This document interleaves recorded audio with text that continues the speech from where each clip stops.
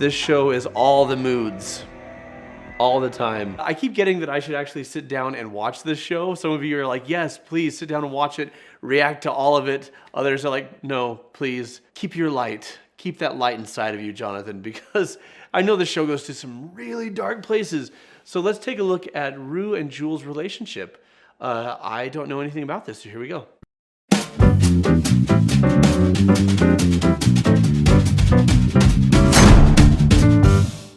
It was the first day of school.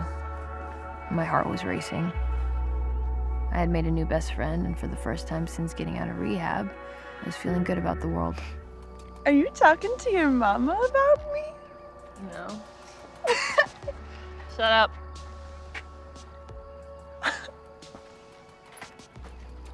Bye, Rue. Bye. I'm such a loser. No. Tyler wants to meet. Wait, for real? Yeah. In like person? Yeah. That's cool. Yeah. Where? The lake. When? On Saturday after the carnival. Like at night? Of course, yeah. Jules, you don't think that maybe you should like meet him at the carnival? Like in public? I mean, we can't. Like, he's a jock. His mom is super conservative. It's like a tough situation. It doesn't work. Honestly, Jules, I don't really care about the situation because it just doesn't seem safe. Okay? It seems insane. Out of everyone in the world, I wanted to tell you. Because I thought you'd be happy. So Jules is excited to potentially be going out with Tyler, whereas Rue sees this as potentially more than a friendship between her and Jules, but hasn't expressed that yet. That's what I'm getting from this.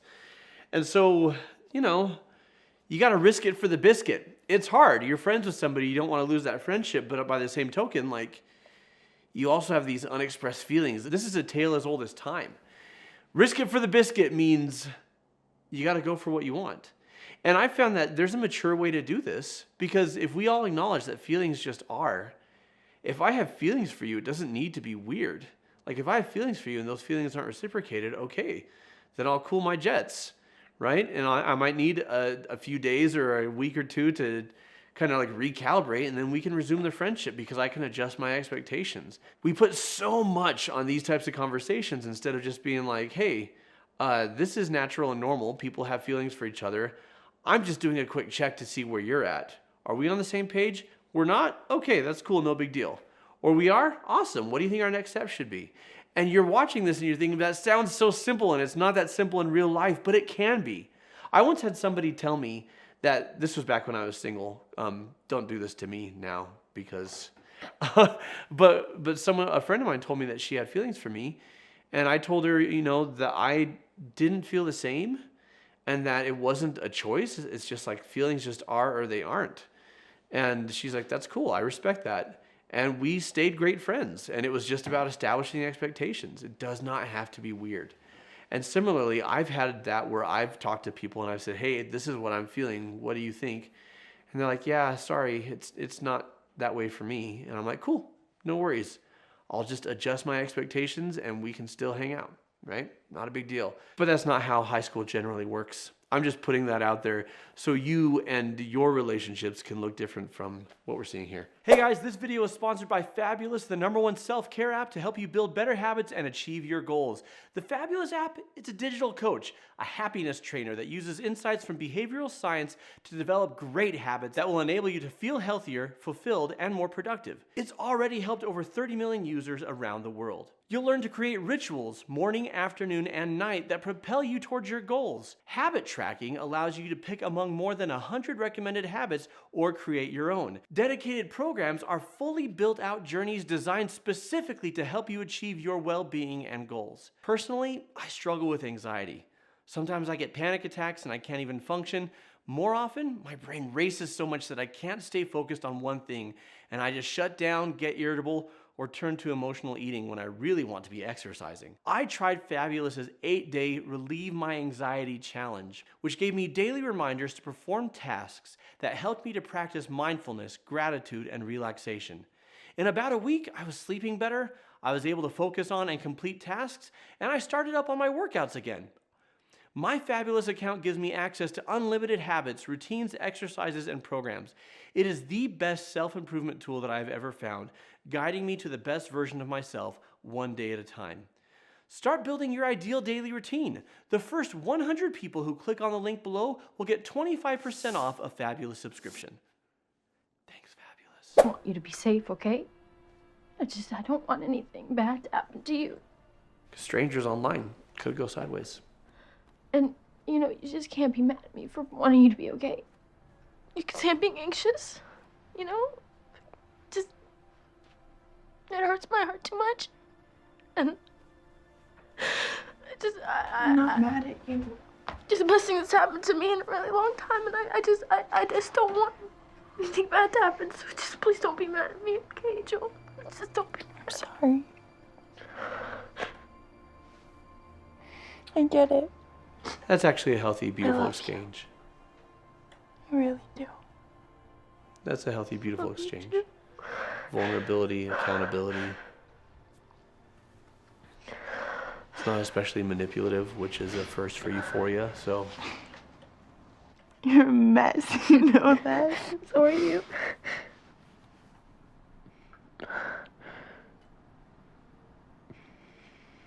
I hate everyone else in the world but you. I hate it. That's not healthy. I hate everyone but you. You're the only one I don't hate.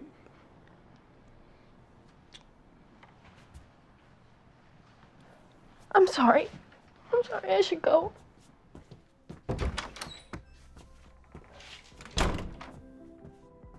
Sometimes it's hard to read those situations. Like what I did wasn't super weird.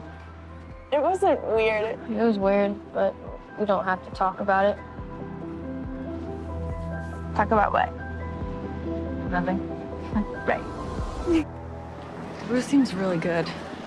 It's because of you, No pressure.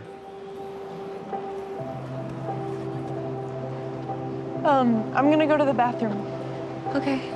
I mean, that's just meant to be a thoughtful thing, but it's a lot if someone else's mental health is banking on you being in a relationship with them. You look f***ing amazing. Thank you. I don't really feel it, but,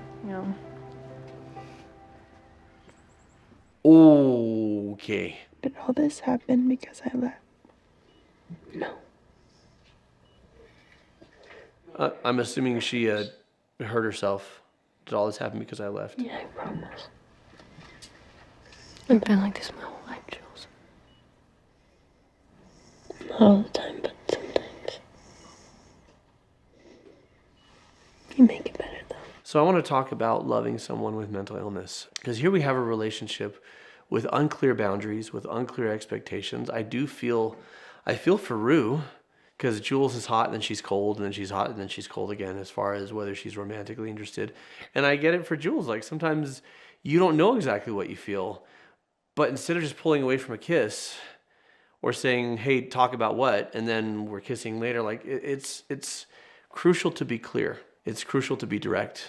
It's crucial to even say, and sometimes we don't do that because we don't know exactly what we want. And we know that what we're feeling changes from day to day, but say that. She says, I've been like this my whole life, but you make it better though. What a double-edged sword of a statement. On the one hand, it's beautiful. If someone's wrestling with mental illness and then there are people in their lives that they love, it does help things. A lot of times they feel less anxious. They feel less depressed.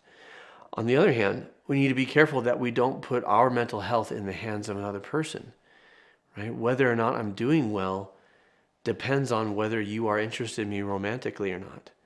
Or whether or not I'm doing well depends on whether or not you are here for me. The issue with that is then people start to feel trapped, like they can't live their own life and make their own decisions, because if they do, they're leaving you out to dry, they're leaving you hanging, they're leaving you unprotected.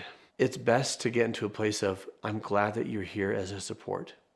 I'm glad you're here for me. And if you weren't, or if you can't be, then I want to have fallbacks, right? Other family, other friends, counselors, people, so that it's not just all betting on you. Staying means nothing unless you're free to leave. And if you stay because another person's mental health would spiral if you left, then you feel trapped. And then you start to resent the person And the last thing I would want if I were wrestling with mental illness is a person to feel obligated to be in my life. And so what's the balance? The balance is not hating everyone in the world but one person. The balance is, who else can I lean upon for support? Who else can be a friend to me? Who else can be here for me? Because some people might decide, hey, I want to go off to college and pursue this, or hey, I need to take this job, or hey, I fell in love with somebody, I'm not going to be here as much, right? These things happen because we all live our lives. We all form relationships. We all pursue dreams. And if another person's role in my life is to be my mental health medication, then they cease to be a person and they start to be just a resource. And the best way around that is to spread it out. And you may think, well, I only have one person, or I don't have anybody. Start with counseling. Start with someone who is experienced and trained and whose role and responsibility it can be to help you with your mental health. Because if I get my leg, if I'm walking across the street and a car hits me and knocks my leg off, it's great if a loved one is there holding my hand telling me that they love me, but I need someone to stop the bleeding and reattach the leg. And it's not fair for me to say to my sister or my brother or my best friend or my girlfriend, hey, can you reattach the leg? And I wouldn't ask that of them. They're not trained in that. They're not experienced in that. They don't know how to do it. Similarly, your friends and family, your loved ones, your romantic partners aren't going to be trained and experienced in helping with mental health. It's not fair to put that on them that they need to be the ones to fix the situation. Far better to say, hey, I want you here holding my hand, telling me you love me, telling me I can do it, but I'm going to rely on somebody whose career this is to actually help with the mental health side of things. Can I ask you a question? Yeah. Why don't you kiss me? I kiss you. No, why don't you, like, kiss me? I mean, do you want me to, like, kiss you? I want you to want to kiss me so bad that you don't even ask. Well, that's a change from before. No wonder Rue's confused. Are you in love with me?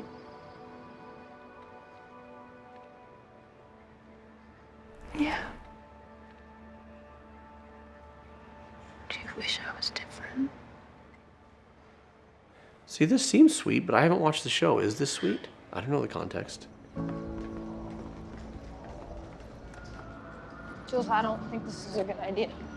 Rue, it was your idea. I know it was my idea, but I don't think it's a good idea anymore is what I'm trying to tell you. It was a great idea. I don't know what you're talking about. Can you just slow down? Because I'm thinking, you know, my mom, I don't want her to freak out, all right? I don't want Jules. Rue, it's not that far, and, like, we're good. We can call. Okay, what am I gonna tell Gia though? You know, like, she's gonna wake up in the morning, she's gonna think I'm missing. We're good. Come on. It's gonna be amazing. Where are they going? Rue! They're running away together. Important relationship decisions generally aren't made spur of the moment. Sometimes that goes well. Oftentimes it blows up in your face and goes very, very poorly. Best way to handle that, honestly, is to have that conversation over a period of time. And I get it. With some people, if you don't pull the trigger spontaneously, then it never happens. They talk themselves out of it. But you also want to be at peace with whatever decision you make.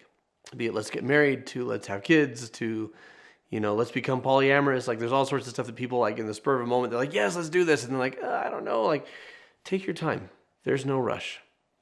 And if someone's trying to rush you, it's important to say what your boundaries are. So if you just can't get enough of this Euphoria angst or angst, I've heard it both ways. If you just can't get enough of it, I want you to check out me reacting to Nate and Cassie's big blow-up fight, because holy crap, folks. Wow. Wowzers. What moment from Euphoria or from another show would you like me to react to? Let me know in the comments below. Have you ever been romantically involved with someone who was struggling with mental illness? Or have you been that person and were leaning on your partner for support? What do you think are healthy rules and boundaries, and what's not healthy? Again, let us know in the comments below. We'd love to see your thoughts. As always, keep shining. We need your light, and I will see you later. There it is. There's that Euphoria video I was telling you about. And now you don't have to plan your next 10, 15 minutes. It's already planned out.